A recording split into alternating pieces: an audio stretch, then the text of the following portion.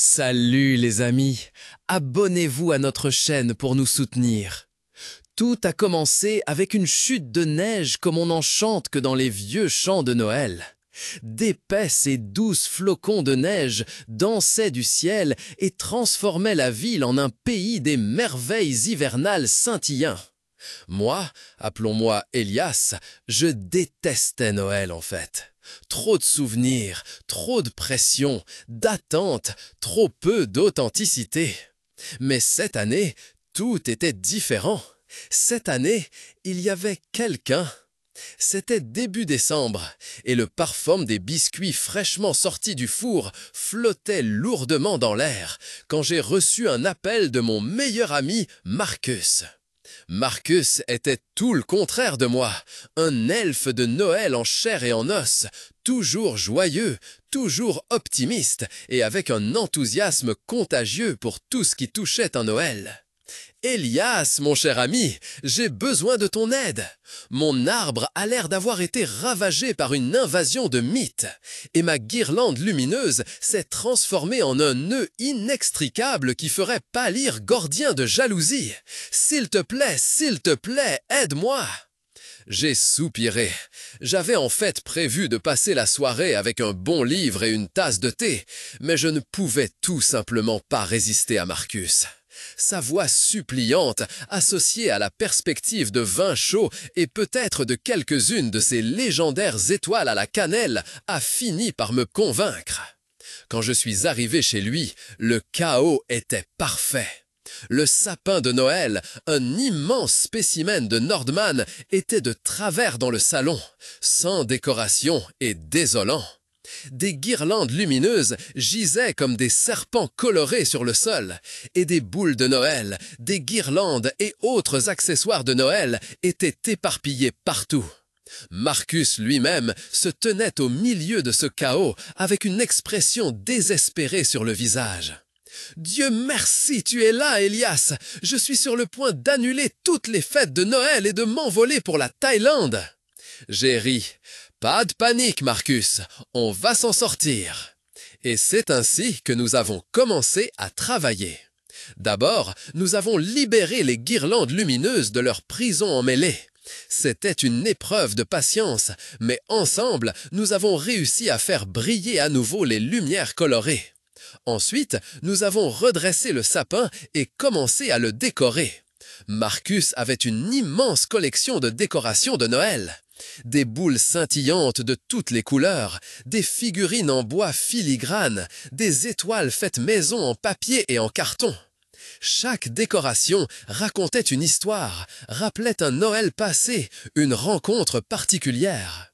Pendant que nous décorions le sapin, nous nous racontions des histoires, sur nos familles, sur nos amis, sur nos rêves et nos peurs. J'ai raconté à Marcus mon aversion pour Noël, les souvenirs douloureux des fêtes passées, la solitude qui me submergeait souvent. Marcus écoutait attentivement, sans juger. Il comprenait mes sentiments, sans les minimiser. Et il a partagé ses propres expériences avec moi, ses propres luttes, ses propres espoirs. C'était la première fois depuis longtemps que je me sentais vraiment compris, que je n'avais pas à me cacher, pas à avoir honte de ce que j'étais. Le temps a filé. Dehors, il faisait nuit, et les flocons de neige dansaient toujours devant les fenêtres. Le vin chaud nous réchauffait de l'intérieur, et le parfum des étoiles à la cannelle embaumait la pièce. Quand le sapin fut enfin décoré, nous avons reculé d'un pas et contemplé notre œuvre. L'arbre resplendissait de toute sa splendeur, les guirlandes lumineuses scintillaient et les boules colorées reflétaient la lumière chaude. C'était un spectacle magique, un reflet de notre amitié, de notre joie partagée. Soudain, j'ai remarqué quelque chose qui pendait au-dessus de nous.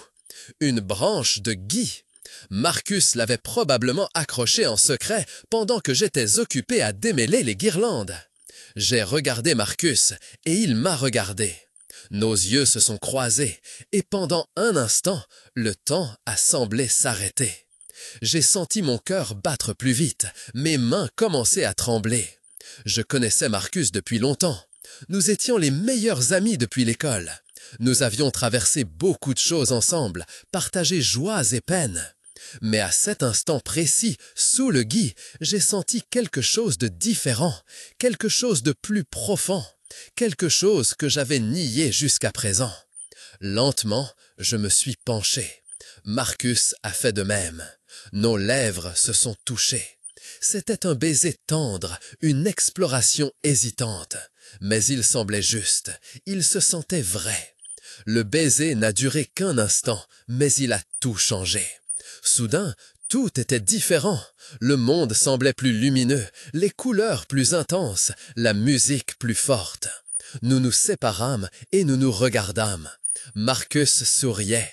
C'était le sourire le plus sincère et le plus éclatant. « Joyeux Noël » dit-il doucement. « Joyeux Noël, Marcus » répondis-je. Et à ce moment-là, sous le gui, j'ai réalisé que Noël pouvait être spécial après tout. Que ce n'était pas seulement une question de cadeaux et de traditions, mais d'amour, d'amitié et de la possibilité de se redécouvrir. Ce baiser était plus qu'un simple baiser.